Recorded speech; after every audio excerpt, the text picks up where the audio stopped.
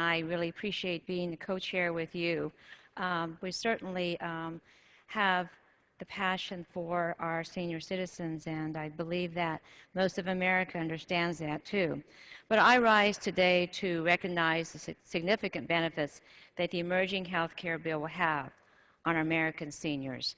Simply put, the health care bill we'll put forth provides a better deal for America's seniors than our current system.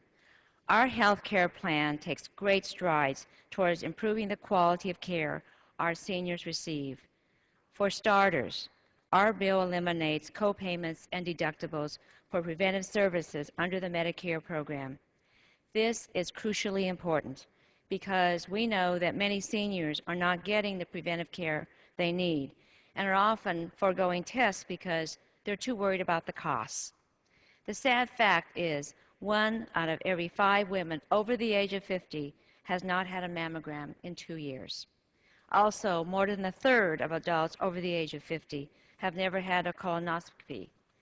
Without our bill's investments in primary care and its improved access to preventive care under Medicare, beneficiaries will continue to lose access. We are going to reverse this trend with the bill we passed this week. Madam Speaker, we all know that preventive care is good for the health of individual patients and is good for the overall health of our system. But without doctors to treat Medicare beneficiaries, the entire systemic structure just collapses. That is why our legislation creates an immediate pathway for the doctors to stay with you for a lifetime and know your medical history. Primary care doctors are the backbone of Medicare and of our system in general, and our bill gives medical students incentives to go into primary care. These include grants for primary care training, as well as incentives under Medicare for primary care doctors to practice in areas that currently have a shortage. Right now, we know that we need many more primary care doctors in this country. This shortage is exacerbated by the high cost of education, which pushes more and more medical students into specialty fields and strains Medicare. Today, about 12 million Americans lack access to primary care doctor in their community. But by providing immediate support for primary care physicians, we can help minimize these shortages and restore the promise of Medicare. Our bill also emphasizes coordinated care so that people can avoid unnecessary tests. It provides incentives for doctors to work together to provide seniors with high-quality care that every American needs and deserves. This bill is about strengthening Medicare for America's seniors and restoring the confidence we have in our healthcare system. We know that we have the best doctors and hospitals in the world. In my hometown of Sacramento, we have models of care coordination and chronic disease management that are the envy of other cities across this country.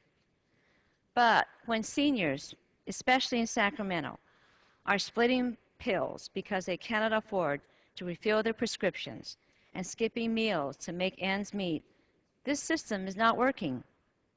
And one of the surest ways to help us get back on track is to close the donut hole that affects millions of seniors every single day.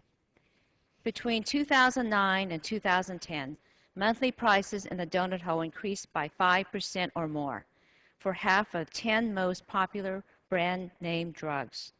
This means that brand name drugs in the donut hole became more expensive relative to the medical care of other goods.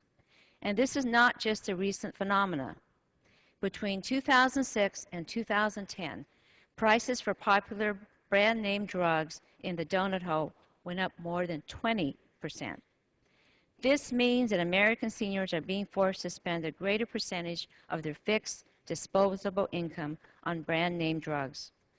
This is why it is so important for us to pass the Health Insurance Reform Bill, which will start closing the donut hole this year and completely close it within 10 years. Madam Speaker, American seniors deserve more than the status quo.